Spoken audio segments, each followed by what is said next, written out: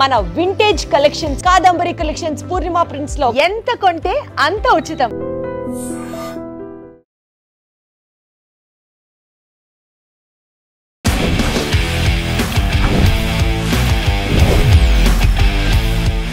Hi, hello, నమస్తే, welcome back to our channel. నేను మీ వైషు.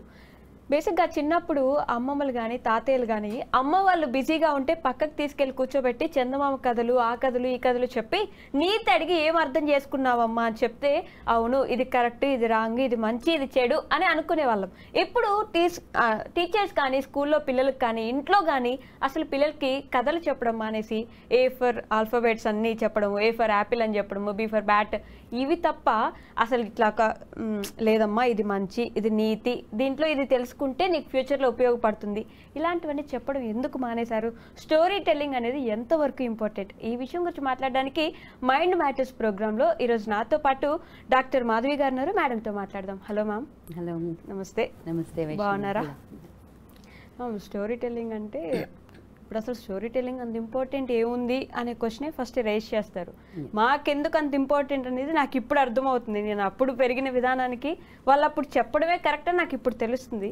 కానీ ఇప్పుడున్న పేరెంట్స్కి అంత బిజీ స్కెడ్యూల్స్లో చెప్పే అంత టైం ఉంటుందా అంటే లేదు. స్టోరీ టెల్లింగ్తో పనే ఉంది, చదువుకుంటున్నారుగా, ఇంగ్లీష్ వస్తే చాలు స్కూల్లో వేసేసాం, అలానే ఉంటున్నారు. So how can we tell them story telling చాలా ఇంపార్టెంట్, దానివల్ల ఫ్యూచర్లో ఇలా ఉంటుంది అని ఎలా చెప్పగలం మ్యామ్? అసలు స్టోరీ టెల్లింగ్ ఎందుకు చెప్తాము, దాంట్లో ఏముంటుంది అన్నది, దాని ఇంపార్టెన్స్ తెలుసుకుంటే స్టోరీ టెల్లింగ్ని ఎంతవరకు మనం ముందుకు తీసుకెళ్ళాలి అన్నది అర్థమవుతుంది. అప్పుడు ఏదో ఒక టైం మనం తీసుకొని చెప్తాం. ఏది టైం లేదు అంటే ఉండదు. ఎంత బిజీ వాడైనా కానీ ఇది చేస్తానంటే టైం తీసుకుంటాడు. అలా టైం తీసుకొని మనం చెప్పాలి అన్నది ఆ ప్రయారిటీ చేయాలి. ఓకే, ఆ ప్రయారిటైజింగ్ ఈ మధ్య ఉండట్లేదు దాని మీద, అందుకని స్టోరీ టెల్లింగ్ తగ్గిపోయింది. కానీ స్టోరీ టెల్లింగ్ అన్నది ఎంత ఇంపార్టెంట్ విషయం అంటే చెప్పకనే మీరు మొత్తం చెప్పడాన్ని స్టోరీ టెల్లింగ్లో చేయొచ్చు. ఓకే, ఇప్పుడు కూర్చోపెట్టి ఇది నీతి, ఇది నియమం, నువ్వు ఇలా ఉండాలి, అలా ఉండాలి, ఇటు రావాలి, అటు వెళ్ళకూడదు అన్నట్టుగా చెప్తే ఎలా ఉంటుందంటే అదేదో డూస్ అండ్ డోంట్స్ బుక్ రాసినట్టుగా ఉంటుంది, రైట్? అండ్ జీవితంలో ఎదుగుతున్నప్పుడు ఆ డూస్ అండ్ డోంట్స్ అనేవి చాలా ఇంపార్టెంట్. ప్రతి మనిషికి ఒక డిసిప్లిన్గా బతకడం, ఒక విలువలతో బతకడం, ఆ తర్వాత పెరిగే కొద్దీ మనం సమాజంలో ఎలా ఉండాలి, మన ప్రవర్తన ఎలా ఉండాలి, మన తల్లిదండ్రులతో ప్రవర్తన ఎలా ఉండాలి, అక్క చెల్లెళ్ళని ఎలా చూసుకోవాలి, సమాజంలో ఫ్రెండ్స్ వాళ్ళతో తిరగడం ఎలా ఉండాలి, ఒక మనిషికి ఎంత అంతరం ఉండాలి, ఎన్ని విభేదాలు ఉండొచ్చు, ఇవన్నీ మనం డూస్ అండ్ డోంట్స్ బుక్ లాగా ఇస్తే నేర్చుకున్నాను ఎవరైనా కూడా. అండ్ సరిపోదు, డూస్ అండ్ నోట్స్ లాగా చెప్తే ఇంత పెద్ద బుక్ తయారవుతుంది, అది కూర్చొని వల్లేస్తూ ఉంటే అది బోరింగే కదా. సో ఇవన్నీ కానీ వీటన్నిటిని ఇది మనం చెబుతున్నాము అని కాకుండా వాళ్ళలో ఒక రకమైన ఇంట్రెస్ట్ క్రియేట్ చేసి ఒక ఉత్సాహాన్ని కానీ, ఒక ఉత్సుకతని కానీ, ఒక ఇన్క్విజిటివ్నెస్ ఉంటుంది, ఒక క్యూరియాసిటీ ఉంటుంది. ఏం చెప్తున్నారు, తర్వాత ఏం జరుగుతుంది, అరే ఇప్పుడు ఇలాంటి సిచ్యువేషన్ వచ్చింది, దీన్ని మనం ఎలా ఎదుర్కోవాలి, ఇలాంటి విషయాలన్నీ కలబోసుకుని మనం దానికి రిలేట్ అయ్యే విధంగా చెప్పడమే స్టోరీ టెల్లింగ్. అన్నీ కలబోసుకొని నెక్స్ట్ ఫ్యూచర్లో నీకు ఇలా వస్తుంది, దాన్ని ఇక్కడి నుంచే నువ్వు నేర్చుకో అని మనం చెప్పేదే స్టోరీ టెల్లింగ్. అదే స్టోరీ. ఇప్పుడు ఎందుకని ఆగిపోయారంటారు మ్యామ్? అసలు ఆ ఇంట్రెస్ట్ ఎందుకు ఉండట్లేదు? చేంజెస్, మా సమాజంలో వచ్చిన చేంజెస్, మనకు వచ్చిన కాంపిటీషన్, బర్డన్, చిన్నప్పటి నుంచి నువ్వు దీంట్లో నెగ్గాలి, దాంట్లో నెగ్గాలి, నీవు ఇది సాధించాలి, అది సాధించాలి. సో ఆ పీస్ ఆఫ్ మైండ్ అన్నది లేకుండా పోయింది, అందుకని తగ్గిపోయింది.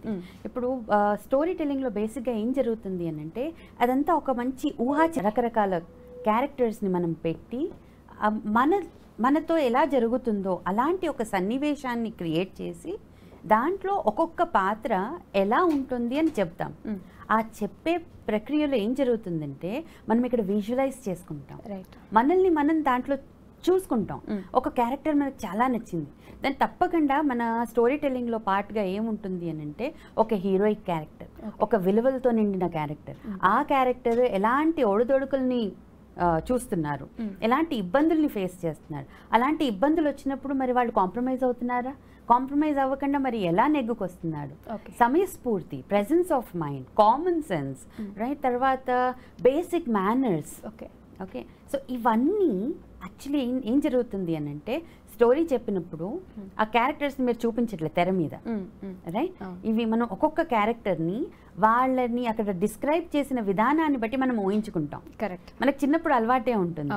ఒకళ్ళ గురించి చాలా విన్నాం అనుకోండి, చూడలేదు కానీ వాళ్ళ గురించి చాలా విన్నాం, మనం ఇక్కడ ఒకటి ఇమాజిన్ చేసుకుంటాం, రైట్? తర్వాత ఎప్పుడైనా కలిసినప్పుడు వెళ్ళి అరే నేను ఇలా ఊహించుకున్నాను, ఇలా ఉన్నారా, లేకపోతే నేను ఊహించుకున్నట్టుగా ఉన్నారు, రైట్? ఆ ఊహాగానం అనేది బాగా పెరుగుతుంది, ఆ ఇమాజినేషన్, దాంట్లో వాళ్ళు ఇన్వాల్వ్ అయిపోతారు. అక్కడ ఎవరు ఉండరు కాబట్టి సమ్ టైమ్స్ ఏమవుతుంది అని అంటే ఆ హీరో మనమే. ఓకే, పెద్దయ్యాక మనం ఇలా హీరోయిక్గా ఉండాలి, లేకపోతే పెద్దయ్యాక మనం ఇలాంటిది మనం చేయగలగాలి అన్నది వాళ్ళలో డెవలప్ అవుతుంది. సో ఇవన్నీ దేనికి దోహదపడతాయంటే మనలో ఉన్న క్రియేటివిటీని, మనలో ఉండాల్సిన టాలెంట్స్ని, ఆ తర్వాత మనము ఎలాంటి విలువలతో పెరగాలి, ఆ విలువలు మనకి ఎక్కడి దాకా మనకి సపోర్ట్ చేస్తాయి. ఒకవేళ ఏదైనా విపరీతమైన పరిస్థితి వచ్చినా దాన్ని మనం ఎలా ఎదుర్కోవచ్చు, అరే ఈ కథలో ఇలాంటిదే కదా జరిగింది సంఘటన, అప్పుడు ఇలా కదా బిహేవ్ చేశారు అని. సో ఇవన్నీ తెలియకుండానే పిల్లల్లో ఆ ఏజ్ నుంచే ఇమిడిపోతాయి. ఓకే, ఎందుకు అని అంటే ఆ వయసు ఎలాంటిదంటే మీరు కూర్చోపెట్టి నేర్పించే వయసు కాదు, వాళ్ళు చూసి నేర్చుకుంటారు, రైట్? సో ఆ క్యారెక్టర్స్ ఎప్పుడైతే వాళ్ళకి అక్కడ కదులుతూ కనిపిస్తాయో వాళ్ళు దాంట్లో ఇన్వాల్వ్ అయిపోతారు, దాన్ని ఫాలో అయిపోతారు. అందుకే నేను ఇంతకుముందు చెప్పినట్టు బుక్లో మనం రాసి నువ్వు ఇలా ఉండాలి, నువ్వు పొద్దున్నే లేవాలి, నువ్వు పడుకోవాలి, ఇలా చెప్తే ఎవరు నమ్మరమ్మా, వినరు కూడా. చిన్నప్పుడు మనకి చందమామ కథల్లో కానీ లేకపోతే చిన్న పిల్లల కథలు వచ్చేవి. దాంట్లో ఒక పాపులర్ కథ ఉంటుంది, అది ఏంటి అని అంటే ఒక బామ్మగారు పిల్లల్ని పెంచుతూ ఉంటారు, మనవాళ్ళిద్దరు. ఓకే, పొద్దున అవగానే ఆవిడ లేపేది, ఎలా లేపేది, తనకి సంకేతం ఏమిటి, కోడి పైకెక్కి కూస్తుంది. కోడి కోయగానే వాళ్ళు లేపేసి వీళ్ళని ఆ పని చెయ్యి ఈ పని చెయ్యి అని మొత్తం అన్ని చేయిస్తూ ఉండేది. వీళ్ళకి ఏంటంటే మంచి నిద్రలో లేపేసింది బామ్మ అని కోపంగా ఉండేది. సో ఆ కోపం అంతా వాళ్ళు ఏం చేస్తారంటే ఈ కోడి వల్ల వస్తుంది, ఈ కోడిని మనం తీసేస్తే మనకి ఇది ఉంటుంది అని వాళ్ళు అది అనుకుంటారు. అనుకొని ఆ కోడిని అమ్మేయడమో ఏదో చేస్తారు. చేసిన తర్వాత ఏం జరుగుతుందంటే వాళ్ళు ఏమనుకుంటారు, కోడి కోయలేదు కాబట్టి మన బామ్మ పడుకుంటుంది, మనల్ని లేపది, మనం హాయిగా పడుకోవచ్చు. కానీ ఏం జరుగుతుంది, ఆ కోడిని తీసేస్తారు. బామ్మ ఏం చేస్తుందంటే కోడి కూసిందేమో అని ఒకసారి లేచి చూస్తుంది, కోయలేదా అని మళ్ళీ పడుకుంటుంది, కూసిందేమో అని లేచి అలా 1కి 10 సార్లు లేస్తుంది.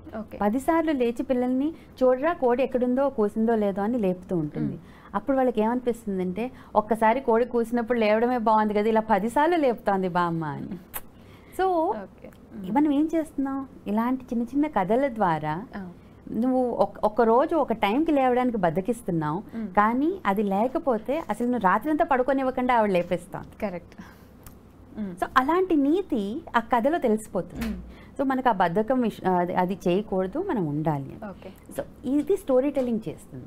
యాక్చువల్లీ మనం ఈ స్టోరీ టెల్లింగ్ని చిన్నపిల్లలకి చిన్నప్పుడు అంటున్నాం, కానీ స్టోరీ టెల్లింగ్కి ఎంత పవర్ ఉంటుంది అని అంటే దాంట్లో మన పాత క్యారెక్టర్స్ని కానీ వాళ్ళు ఎలా బిహేవ్ చేశారు అవన్నీ కూడా కానీ, దీంతో పాటు అసలు మన కంట్రీ గురించి, మన కల్చర్ గురించి, ఓకే, మన ట్రెడిషన్స్ గురించి, వాటన్నిటి గురించి కూడా ఈ స్టోరీ టెల్లింగ్ లో మనం చెప్పొచ్చు. ఇది అసలు అమ్మమ్మలు తాతయ్యలు అసలు ఎక్కడుంటున్నారు మా పిల్లలు చెప్పడానికి, పిల్లలకి ఇది కాదమ్మా అది అది లేకపోతే ఈ కథ విను అని చెప్పే వాళ్ళే లేరు. సో ఎలా మన విలువల్ని కానీ మన సంస్కృతిని కానీ మనం ఎలా మెయింటైన్ చేసేవాళ్ళము అని అంటే ఈ విధంగానే మెయింటైన్ చేసేవాళ్ళు. ఇలా కథలు చెప్పి ఆ కథల బేసిస్లో అప్పటి కాలంలో ఎలా ఉండేవాళ్ళు, తర్వాత ఎలా మార్పులు వచ్చాయి, ఆ మార్పులకు అనుగుణంగా ఇప్పుడు మనం ఎలా ఉండాలి అవన్నీ నేర్పిస్తాం. సో ఒక సంస్కృతిని పదిలంగా ఉంచి కొత్తదనాన్ని మనం అడాప్ట్ చేసుకోవడానికి story telling is the best medium. Primary స్కూల్స్లో పెడితే బాగుంటుంది అంటారు? తప్పకుండా పెట్టాలి తల్లి. ఇదివరకు లైబ్రరీ అవర్స్ అని ఇదివరకు మనకు ఉండేది. మన స్కూల్ ఎడ్యుకేషన్ సిస్టమ్, మన సిస్టమ్ చాలా బాగుండింది. తర్వాత రకరకాల కారణాల వల్ల ఇది ఏం జరుగుతుంది అన్నట్టుగా తీసేశారు. కానీ మీకు గుర్తున్నట్టు అవుతాయి, మా చిన్నప్పుడైతే మాకు లైబ్రరీ ఆర్ అని ఉండేది. ఆ లైబ్రరీ ఆర్లో కంపల్సరీగా చేయాల్సింది ఏంటి అని అంటే పిల్లలంతా వెళ్ళి అక్కడ కథల బుక్స్ ఉండేవి, స్టోరీ బుక్స్ అని రకరకాల జానర్స్. ఓకే, సైన్స్ బుక్స్ అని, ఫిక్షన్ అని, చందమామ కథలని. సో మనం ఒకటి పికప్ చేసుకొని అది స్టోరీ చదివి దాన్ని ఒక 1 పారాలో సమరీ రాయాలి. ఓకే, సమరీ రాసి దాంట్లో నీతి ఏంటో రాయాలి. ఇది మనం ప్రెజెంట్ చేయాలి. అవును. ఓకే, ఇది గ్రూప్ వైజ్ ఇచ్చేవాళ్ళు. ఒకళ్ళే చేయమంటే మళ్ళీ బోరింగ్గా ఉంటుంది. సో ముగ్గురు నలుగురిని కూర్చోబెట్టి ముగ్గురు స్టోరీ చదివి దాన్ని బేస్ చేసుకొని, సో మీకు ఏమవుతోంది, స్టోరీలో ఉన్న క్యారెక్టర్స్, ఆ క్యారెక్టర్స్ మీద 2 లైన్స్ రాయడము, అంటే మీ రైటింగ్ ఇంప్రూవ్ అవుతుందా, మీ రీడింగ్ హ్యాబిట్ ఇంప్రూవ్ అవుతుందా, మీ ప్రెజెంటేషన్ ఇంప్రూవ్ అవుతుందా, మీ హ్యాండ్ రైటింగ్ ఇంప్రూవ్ అవుతుందా, థింకింగ్ పెరుగుతుందా, మీకు అలాగే ఆ క్యారెక్టర్స్ గురించి బాగా తెలుస్తోందా. So all these things.